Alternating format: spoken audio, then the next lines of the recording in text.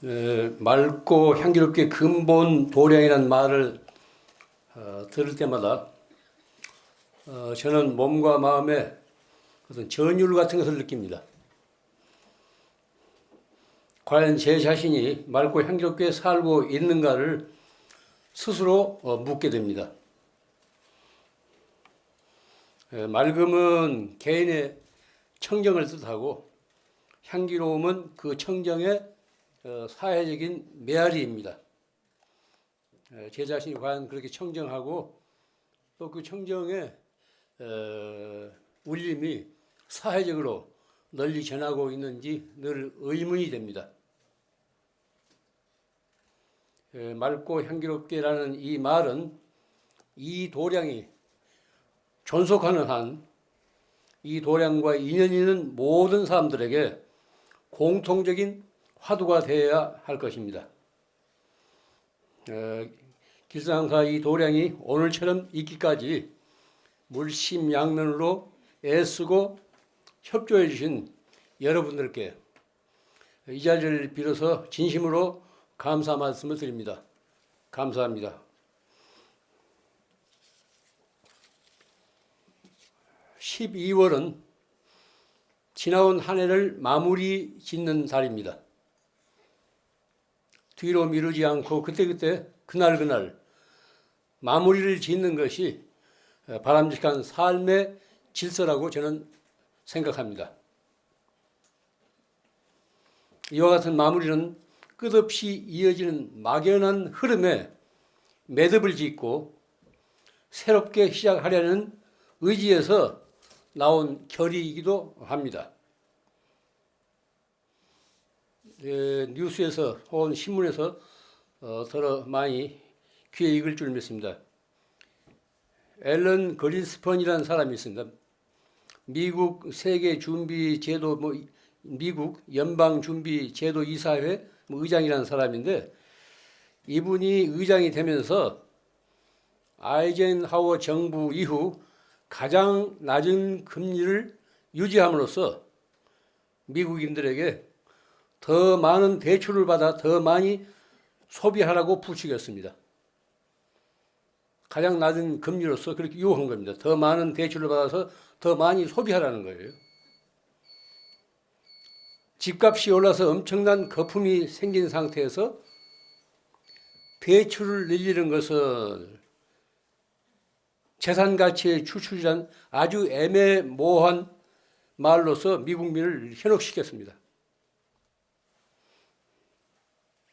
집값이 올라서 엄청난 거품이 생긴 상태임에도 불구하고 대출을 늘리는 것을 재산 가치의 추출이란 이런 아주 애매모호한 말로서 미국민들을 현혹시키는 겁니다.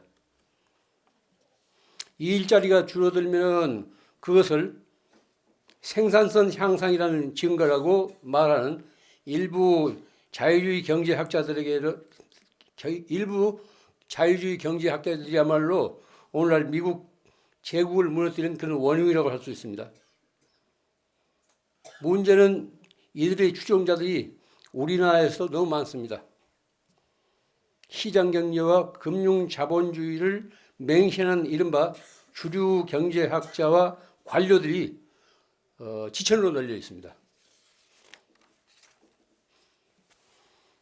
현재 전 세계 모든 나라가 한결같이 뉴딜 정책을 들고 나옵니다. 즉 새로운 성장 정책을 다시 거론하고 있습니다.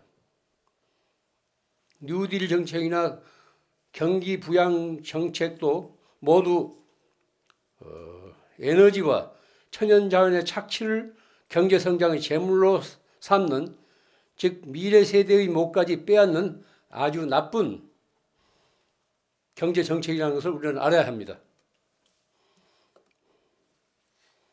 골드만삭스니 무슨 리먼 브러더스니 이런 소리를 많이 들었을 겁니다. 미국의 금융재벌들이에요. 이 리더들은 대개 유태인이라고 합니다. 이런 그 금융재벌들이 석유를 매석하는 바람에 우리가 얼마나 곤욕을 치렀습니까? 비싼 유가 때문에. 곧 200달러, 배럴당 200달러로 올 거라고 이렇게 엄포를 떨면서 온 지구인들을 그렇게 공포에, 두려움에 떨게 했습니다. 이런 과보로 그들 자신도 망하고 금융 위기를 초래한 거라고 저는 생각이 됩니다. 세계화의 허상이라는 것이 뭐 이런 식으로 드러난 겁니다. 그전에는 어떤 금융 위기가 닥치더라도 국지적인 그 지역, 그 나라에서만 한정된 것인데 이제는 온 세계에 번지지 않습니까? 이게 세계화의 허상입니다. 만약 세계 경제가 고도 성장으로만 줄다름친다면은 그 결과는 어떻게 되겠습니까? 이 상상만으로도 끔찍한 일입니다. 그것은 이 세상의 종말을 재촉하는 거나 다름이 없습니다. 한정된 지구 자원에서 파괴된 환경과 기후변화 때문에 인간을 비롯한 생물들이 더 살아갈 수가 없게 됩니다. 고도 성장이 지속된다면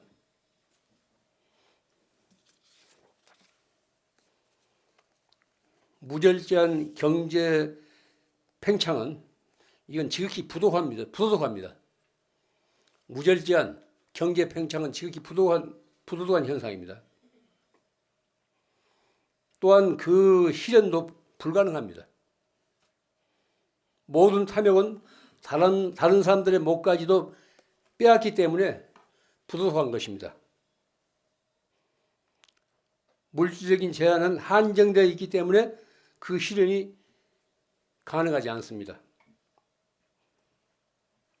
이 지구상의 모든 나라들이 탐욕의 눈이 어두워서 앞다투어 고도 성장만을 추구한 결과가 오늘과 같은 위기를 초래한 거라고 저는 생각이 됩니다. 철없는 생각일지 모르지만은 저는 요즘 세태를 바라보면서 한편 다행하다는 생각도 듭니다. 형제의 인간 능력으로는 어떤 흐름에도 제덕을 그을 수 있는 그런 자제력이 없습니다. 도도히 흘러가는 이런 그 흐름에 그걸 제동을 걸 수 있는 자제력이 없다고요. 지금 현재 지구인들로서는. 그렇기 때문에 외부적인 힘, 타력에 의해서 지금 제동이 걸린 겁니다. 모든 현상에는 그 배후에 반드시 커다란 의미가 있습니다. 왜 그 희망에 21세기를 구가했던 희망에 2008년에 와서 이렇게 온 지구가 경제 위기에 봉착하겠습니까? 여기는 커다란 메시지가 있습니다.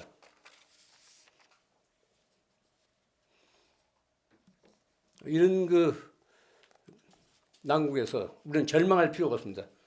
요즘보다 몇 배 어려운 시절도 인류는 이를 극복해 왔습니다. 역사를 볼 때. 우리나라만 하더라도 제1차 오일 쇼크, 70년대 오일 쇼크, 2차 오일 쇼크, 또 이제